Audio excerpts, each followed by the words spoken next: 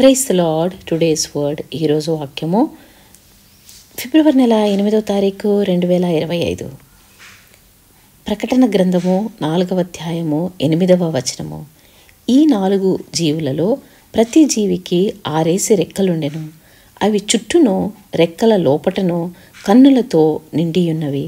అవి భూత వర్తమాన భవిష్యత్ కాలములలో ఉండు సర్వాధికారియు దేవుడు నగు ప్రభువు పరిశుద్ధుడు పరిశుద్ధుడు పరిశుద్ధుడు అని మానక రాత్రింబగళ్ళు చెప్పుచుండును.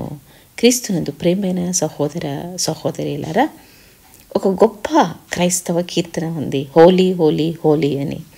అదే పరిశుద్ధుడు పరిశుద్ధుడు పరిశుద్ధుడు అని ప్రభువును పొగడే గొప్ప పాట ఉంది. అది రాసిన రచయిత గురించి ఈరోజు మనము తెలుసుకుందాము. దానికంటే ముందు ప్రతి శనివారం నేను మీతో ఒక గొప్ప వ్యక్తి గురించి మాట్లాడేక ముందు నేను ప్రశ్నించేది ఒకటే. ఈ గొప్ప వ్యక్తులందరూ వారి జీవిత కాలంలో చేయవలసింది చేసి వెళ్ళిపోయారు. ఇప్పుడున్న మన పరిస్థితి ఏంటి? మనకున్న తలాంతులతో క్రీస్తు రాజ్య వ్యాప్తికి కానీ, సంఘ క్షేమాభివృద్ధికి కానీ, ఇరుగు పొరుగు వారి మంచి కోసం కానీ మనం ఏమైనా చేస్తున్నామా? అది మనమే ప్రత్యేకంగా ప్రశ్నించుకోవాల్సి ఉంటుంది. శుద్ధి శుద్ధి శుద్ధి సర్వశక్త ప్రభు సృష్టి జాలమంత నీ కీర్తి పాడును. శుద్ధి శుద్ధి శుద్ధి కృపగల దేవ ముగ్గురయుండు దైవత్రియకుడా అని ఒక గొప్ప పాట ఉంది. అదే హోలీ హోలీ హోలీ అని ఇంగ్లీష్లో ఉంది కదా. ఈ పాట రచయిత కలకత్తా బిషప్. శుద్ధి శుద్ధి శుద్ధి అనేది రెజినాల్డ్ హెబర్ రాసిన క్రైస్తవ గీతం. 1783లో ఇంగ్లండులో జన్మించిన హెబర్ ఆక్స్ఫర్డ్ విశ్వవిద్యాలయంలో చదువుతున్నప్పుడు కవిగా ఖ్యాతిని పొందాడు. 1807లో అభిషేకం పొందిన తర్వాత అతను మతాధికారిగా పనిచేశాడు.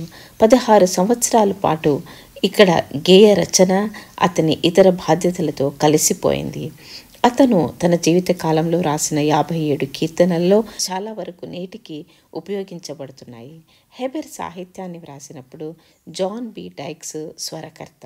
అతను కూడా ఆంగ్ల మతాధికారి. అతడు కంపోజ్ చేసిన 300కి పైగా కీర్తనలకు ప్రసిద్ధి చెందాడు. 1823లో అతను భారతదేశంలోని కలకత్తాకు 2వ బిషప్గా అయ్యాడు. అక్కడ తన సేవలో ఉన్న సమయంలో తన మొత్తం ఆరోగ్యం మరియు ఆదరించని వాతావరణ పరిస్థితుల కలయిక కారణంగా అకస్మాత్తుగా 42 సంవత్సరాల వయసులో మరణించాడు. పరిశుద్ధుడైన యేసు ప్రభువును స్తుతించండి మరియు ఆరాధించండి. ఈ వారాంతం మీకందరికీ దీవెనకరంగా ఉండునుగాక. రేపటి దినం ఆదివారం కనుక మీకు లోకల్ స్థలంలో ఉన్న సంఘ ఆరాధనకు వెళ్ళి లోకల్ పాస్టర్ గారు చెప్పే వర్తమానాన్ని విని ఆశీర్వదించబడండి. మనం తిరిగి సోమవారం కలుసుకుందాం. దేవుడు మిమ్మల్ని దీవించునుగాక.